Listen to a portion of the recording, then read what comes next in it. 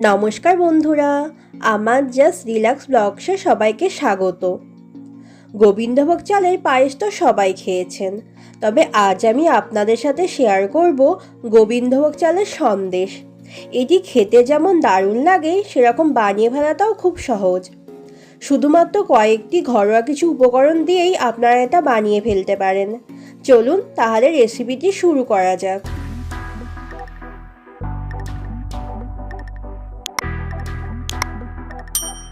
গোবিন্দভোগ চালের সন্দেশ বানাতে আমি এখানে 200 গ্রামের গোবিন্দভোগ চালটাকে আগে থেকে ধুয়ে জল ঝরিয়ে শুকিয়ে নিয়েছি।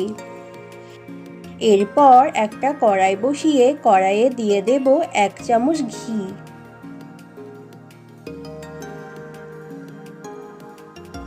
ঘিটাকে নেড়েচেড়ে নিয়ে এর মধ্যে চালটাকে দিয়ে দেব। এবার চালটাকে হালকা করে ভেজে নেব।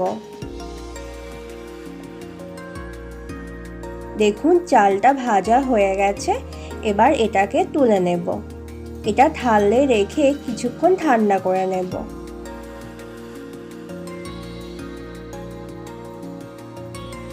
এরপর একটা মিক্সারের জার নিয়ে নেব, ওর মধ্যে চালটা দিয়ে দেব। এর সাথে দিয়ে দেব 8-10টা কাজু আর 6-7টা আমন্ড। এবার এই 3টে উপকরণ ভালো করে ব্লেন্ড করে নেব। দেখুন ব্লেন্ড করা হয়ে গেছে, এবার এটাকে একটা পাত্রে ঢেলে নেব। এরপর এরকম একটা কন্টেনার নিয়ে নেব, এবার কন্টেনারটার গায়ে ভালো করে ঘি মাখিয়ে নেব।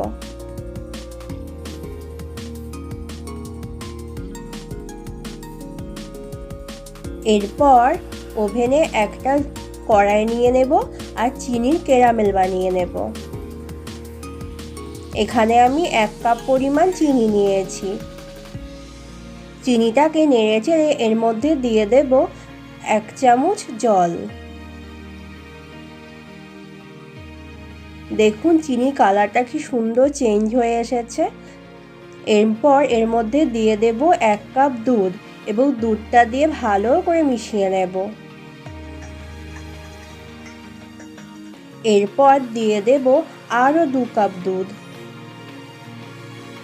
সেটাকেও ভালো করে চিনির সাথে মিশিয়ে নেব।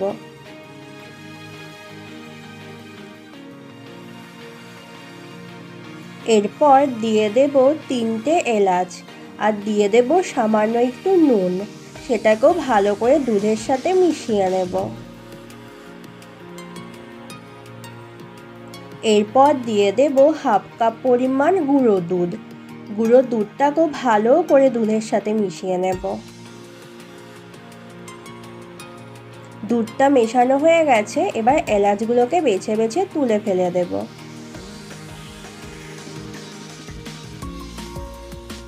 এরপর অল্প অল্প করে চালের গুঁড়োটা দুধে দেব আর নাড়তে থাকবো।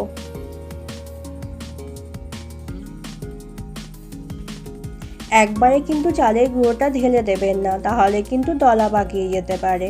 এভাবে অল্প করে দুধের মধ্যে দেবেন আর নাড়তে থাকবেন।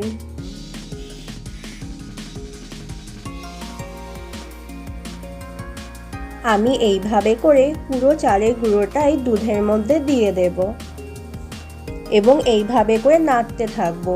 এটাকে ততক্ষণ পর্যন্তই নাড়তে থাকবেন যতক্ষণ না এটা ঘন হয়ে আসছে। দেখুন এটা ঘন হয়ে গেছে এবং অনেকটা কমে গেছে।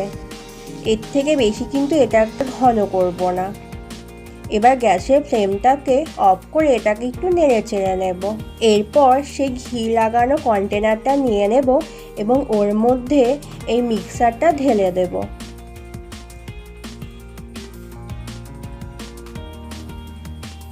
মিক্সারটা কন্টেনারের মধ্যে দিয়ে ভালো করে সেট করে নেব। দেখুন খুব সুন্দরভাবে সেট করা হয়ে গেছে। এবার এটা ঢাকনাটা দিয়ে এটাকে 3 থেকে 4 ঘন্টার জন্য ফ্রিজে রেখে দেব। চলে এলাম 4 ঘন্টার পর। দেখুন এটা কি সুন্দর জমে গেছে।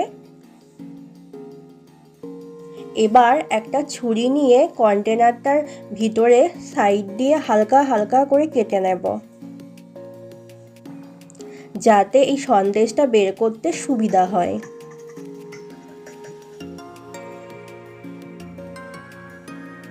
এরপর একটা থালা নিয়ে নেব এবং থালাটাই কন্টেনারটা উপুড় করে ঢেলে দেব।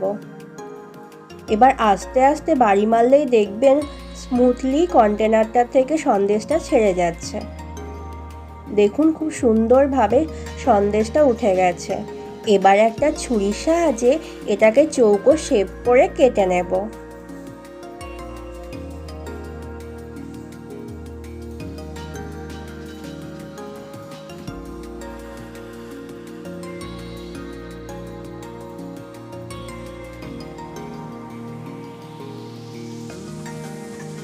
এক পিস সন্দেশ তুলে দেখাচ্ছি কি সুন্দর শেপটা হয়েছে। এবার আমি সন্দেশগুলোকে একটা প্লেটে সাজিয়ে নিয়েছি আর গার্নিশিংয়ের জন্য দিয়ে দিয়েছি একটা করে কিশমিশ। এটি সন্দেশটা দেখতে দারুণ লাগে। দেখি কি পার্থক্য করতে পারছেন এটা দোকানের কেনা সন্দেশ নাকি ঘরে বানানো সন্দেশ? তাহলে আর দেরি কিসের, আপনারাও বানিয়ে ফেলুন এই চালের সন্দেশটি।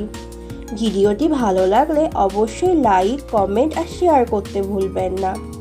আমার চ্যানেলে নতুন বন্ধুদের চ্যানেলটিকে সাবস্ক্রাইব করার অনুরোধ রইল।